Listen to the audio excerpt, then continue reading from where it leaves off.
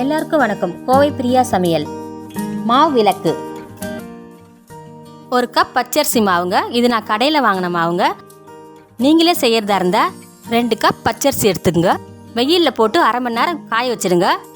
அப்புறம் ஒரு மிக்சி ஜாரில் போட்டு பொடி பண்ணி நல்லா ஜெலிச்சிங்க. ஒரு கப் பச்சரிசி மாவுக்கு 3/4 கப் வெல்லம் எடுத்துங்க. கொஞ்சம் ஏலக்காய் பொடி எடுத்துங்க. இப்போ ஒரு பாத்திரத்தில் பச்சரிசி மாவு போட்டுங்க. கூடவே வெல்லம் போட்டுங்க.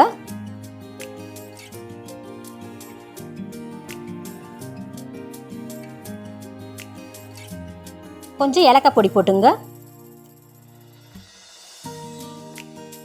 நல்லா மிக்ஸ் பண்ணிங்க.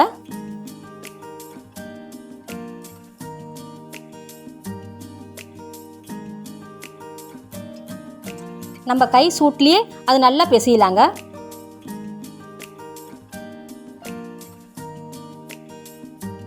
ரெண்டு ஸ்பூன் நெய் ஊற்றிங்க.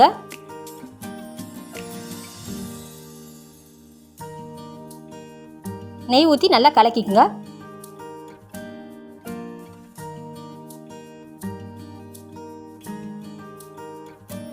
கொஞ்சமாக தண்ணி தெளித்து பிசைஞ்சிங்க. நிறைய சேர்த்திங்கன்னா பொலபொலன்னு ஆகிடுங்க.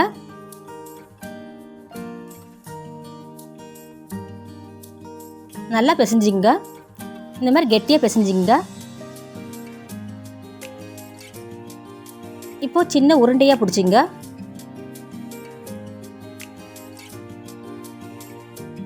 நல்லா ரவுண்ட் ஷேப்பாக பிடிச்சிங்க.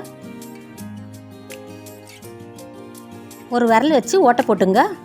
அப்படி இல்லைன்னா லெமன் வச்சு ஒரு ஓட்டை போட்டுங்க.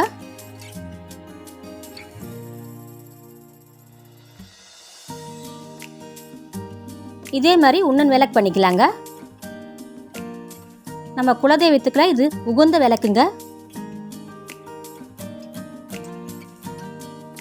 ஆடி மாதம் அம்மனுக்கு ஒரு வெள்ளிக்கிழமையில இந்த மாதிரி மாவிளக்கு போட்டால் ரொம்ப நல்லதுங்க.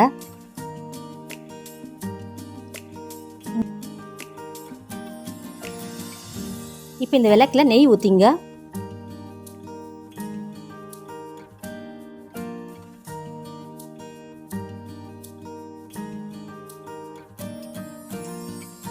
நெய் ஊற்றிட்டு திரி போட்டுங்க.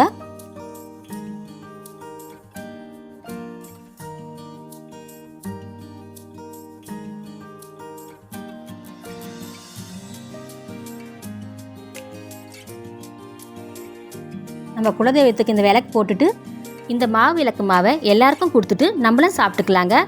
இது கூட தேங்காய் வச்சு சாப்பிட்டீங்கன்னா ரொம்ப சூப்பராக இருக்குங்க.